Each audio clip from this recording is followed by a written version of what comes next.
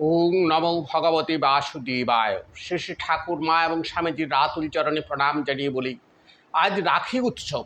রাখি উৎসব 1905-এ সাম্রাজ্যবাদ লর্ড কার্জনে বঙ্গভঙ্গর বিরোধিতা করেছিলেন বিশ্বকবি রবীন্দ্রনাথ ঠাকুর। বাংলার বায়ু বাংলার জ্বর বাংলার করে যে গানটা গেয়েছিলেন, সেটা আমরা হিন্দু মুসলমানের হাতে পরস্পর রাখি বেঁধে আমরা রাখি উৎসবের একটা পালন করি, রাখি বলে জানি। কিন্তু এর আগে ভাগবতের সত্যযুগে রাখি ছিল।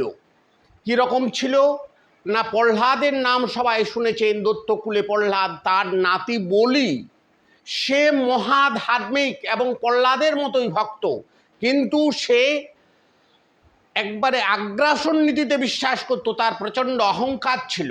সে স্থায়ী স্বর্গে ইন্দ্রেত্বের জন্য, ইন্দ্র পদের জন্য সে যজ্ঞের পর যজ্ঞ এবং দানের পর দান করছিল। তার শেষ দান যজ্ঞ শুরু করেছিল। সেইখানে সমস্ত দেবতাদের অনুরোধে পঞ্চম অবতার হয়ে এলেন প্রভু নারায়ণ, বামন অবতার।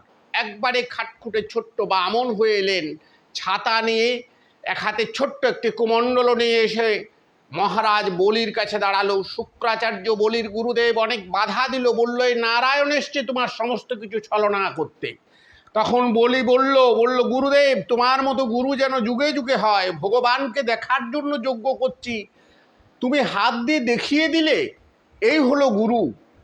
তারপর 3 পা ভূমি চাইলেন প্রভু। 3 পা ভূমি, এক পায়ে স্বর্গ দখল করলেন, এক পায়ে মর্ত দখল করলেন, আর এক পা বাকি।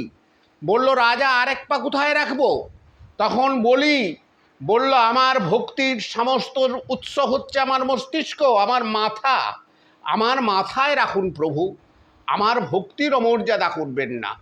তারপর বলির মাথায় পা দিলেন প্রভু। কিন্তু সেই মুহূর্তে বলি, প্রহ্লাদের নাতি, তার কাছে একটি বর চেয়ে নিল যে প্রভু আমি যেন আপনার প্রতিদিন দুবেলা দেখা পাই। প্রভু স্বীকার করলেন, ঠিক আছে তাই হবে, আমি তোমার দাঁড়ি হিসাবে থাকব। তাহলে এখানে বৈকুণ্ঠ খালি, লক্ষ্মী দেবী ছটপট করছেন। তারপর লক্ষ্মী দেবীকে যুক্তি দিল নারদ। তখন তিনি রাখি নিয়ে এলেন বলির কাছে, সাধারণ মহিলা সেজে।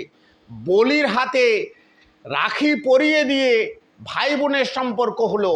তখন বলি বলল বোন কি চাও তুমি? বলল আমার স্বামীকে ফেরত দাও। বলল ঠিক আছে তুমি নিয়ে যাও। এই হলো রাখি। নমস্কার, সবাই ভালো থাকবেন, সুস্থ থাকবেন, আনন্দ থাকবেন।